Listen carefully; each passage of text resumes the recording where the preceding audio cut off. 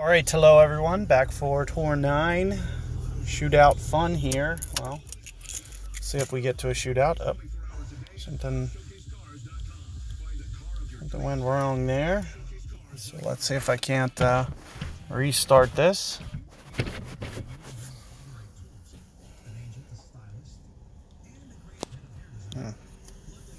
Usually I don't have problems finding a game. See if I can't grab somebody.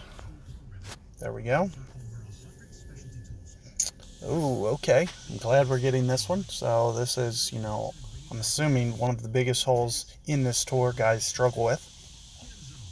I even myself, have trouble with this hole. So, it stands to reason that, this is a very challenging hole. It's all about the second shot and, well, also setting up for it. Getting the ball in play here can be very challenging off the tee. So I'm going to kind of go over things as to the best technique to go about this hole. The strategy my opponent's using here with the curl, I like the way that looks. Also got a little lucky with that rough bounce. It probably helped his shot. He might have going into the rough there.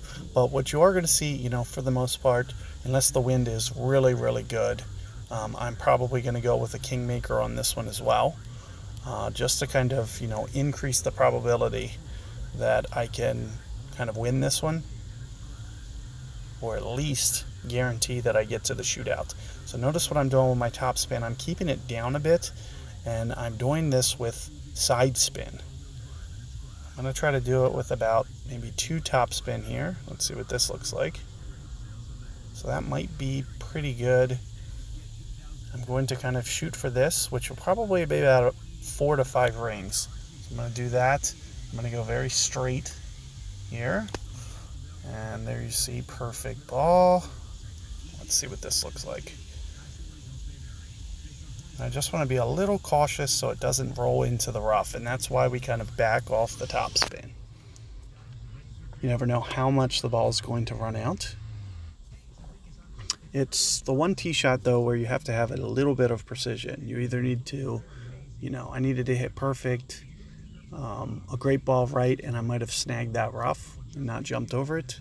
It would have probably trickled through into the fairway, but it would have made things a lot more challenging. And conversely, if you miss too much to the left there, you might hop in the bunker or you might land on the rough. So that's one of the biggest reasons that you see me do that with side spin. Try to keep it away from the rough as much as possible. So keep those tips in mind for the tee shot. And for the second shot, it looks like we got kind of an easier wind. So I'm a little bit happy about that. The method that you're going to see me go about doing this is going to be more full ball. I'm going to try to land it more up in here because it's going to make it for an easier shot. And I just kind of got to size up how much backspin I need. I'm going to try to figure out, I'm very, very gently. I like to do about 2 bars, but I'm not sure I can drive it far enough to do that. So you're going to see me do it a little bit more like this and just kind of go at this straight.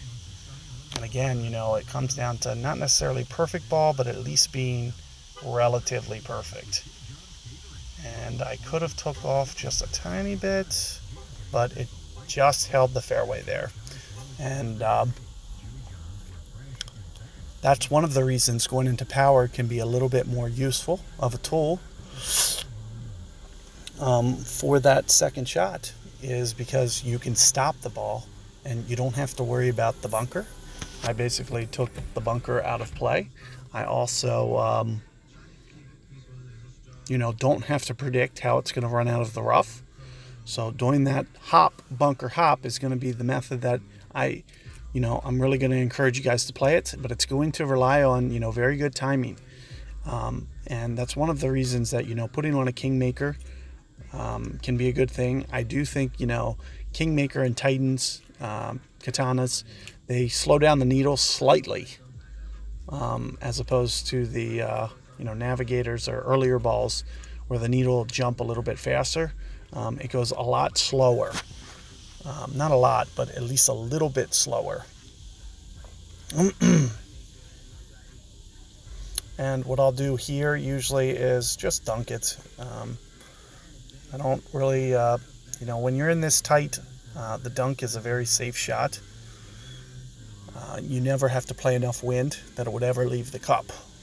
So, and knowing, how far you can be out, it just comes with a little bit of practice, but also watching my streams, I'll tell you when you don't have to leave the cup anytime I want to dunk. So,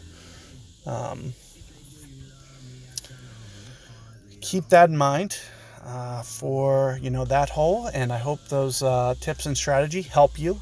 As you can see, an eagle there, a strategic eagle there, I win a lot. So you will as well.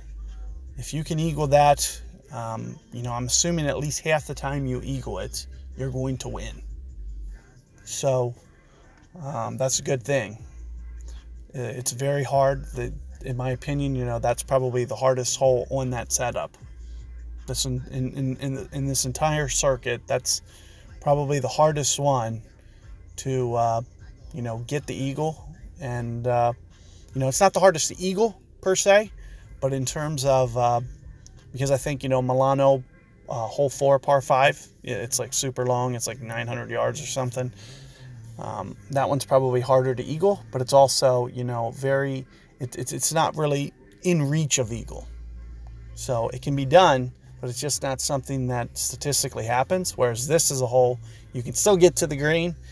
It just is all about either laying up into the edge of the fairway there and going at it with a good pitch, or in the case where we get the wind, downwind, we can go for the green.